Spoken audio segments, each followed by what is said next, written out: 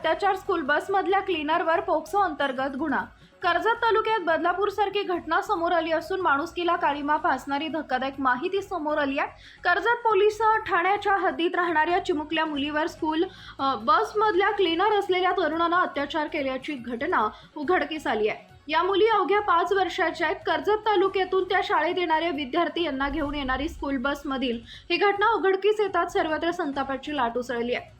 Karjat police Thane इथं गुन्हा दाखल असून पालकांमध्ये भीतीचं वातावरण निर्माण झालंय। शाळा व शाळेची बस खरंच सुरक्षित आहेत का, हा गंभीर प्रश्न समोर येऊन ठेपलाय। दरम्यान पोलिसांनी आरोपीला अटक करत त्याच्यावर पोक्सो कायद्यानुसार गुन्हा दाखल करण्यात आलाय। करण दीपक पाटील वय वर्ष 24 असं आरोपीचं नाव असून तो कर्जत तालुक्यातील वदप येथील राहणार आहे।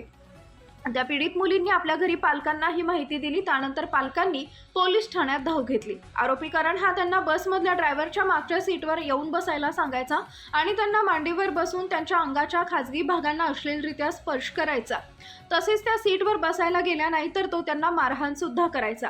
हा सर्व प्रकार गेल्या वर्षभरापासून पीडित मुलींसोबत होत असल्याचं त्याच्या पालकांनी सांगितलंय। आपल्या मुलींची लैंगिक छेड काढली जात असल्याचं पालकांनी थेट कर्जत पोलीस ठाण्यात धाव घेतली। या प्रकरणात आणखी एक धक्कादायक बाब समोर आली, ती म्हणजे आरोपीला वाचवण्यासाठी पीडितांच्या पालकांवर दबाव टाकल्याचा आरोप मुलीच्या आईनं केलाय। या घटनेमुळे संताप अधिक वाढलाय। सदरची घटना घडल्याने याचा तीव्र निषेध नोंदवण्यात आला। या घटनेच्या निषेधार्थ मनसे जिल्हाध्यक्ष जितेंद्र पाटील यांनी देखील घटनेची दखल घेत आरोपीला कठोरात कठोर शिक्षा केली आहे। काल दिनांक 16 तारखेला 16 एप्रिलला आमच्याकडे तक्रार प्राप्त झाली की कर्जत ते सेंट जोसेफ लोधवली खालापूर तालुक्या हद्दीत बसेस कर्जतून ज्या बसेस जातात मुलांच्या मुलींच्या, त्यामध्ये एक बसमध्ये एक अटेंडंट करण दीपक पाटील म्हणून आहे, तो लहान मुलींना अश्लील चाळे करत असतो। 3 ते 4 मुलींना असे प्राप्त झाल्याने त्याबद्दल गुन्हा दाखल करून त्या आरोपीला अटक केलेली आहे। तसंच जी बस आहे त्या गुन्ह्यातली बससुद्धा ताब्यात घेण्यात आलेली आहे।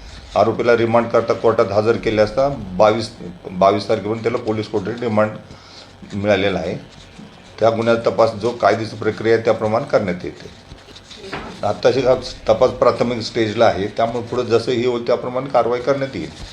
त्या बसेस आहेत, त्या बसेस स्कूलला या कर्जतून मुलं घेऊन जातात, मुली त्यांना आम्ही चेक करू RTO मार्फत, आमच्या वाहतूक शाखेमार्फत, आणि त्यावर त्याचं आम्ही सर्व शाळांना तसं पत्र दिलेलं आहे।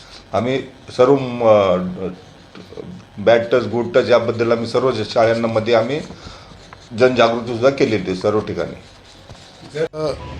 ज्या कर्जत तालुक्याची ओळख, हुतात्म्यांची ओळख म्हणून असलेल्या कर्जत तालुक्याला काल एक विकृत वृत्तीच्या मनोरुग्णाकडनं, नालायक नराधमाकडनं तालुक्याला एक जो काही कालिंबा फासला गेला, याचा प्रथम महाराष्ट्र सेनेकडनं निषेध करतो।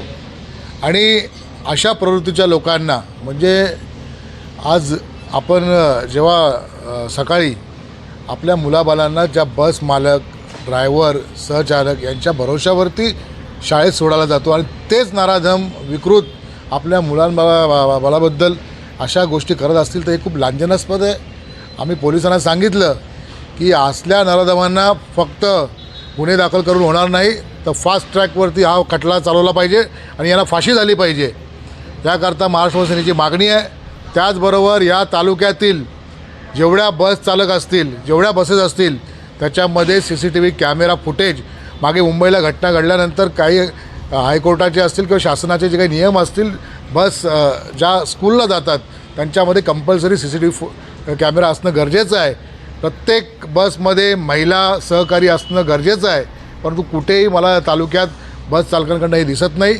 मी पोलिसांना विनंती केलेली आहे, जी घटना घडलेली आहे त्या आरोपीसह जे बसची सर्व टीम असेल, मालक असेल, यांना पूर्णपणे, मग ती शाळा असेल, यांच्यावरती प्रथम गुन्हे दाखल करून यांची चौकशी करून यांना ज्या शिक्षा झाल्या पाहिजेत कायद्यानुसार त्या नक्कीच झाल्या पाहिजेत आणि असे चाले करणाऱ्याला फाशी झाली पाहिजे।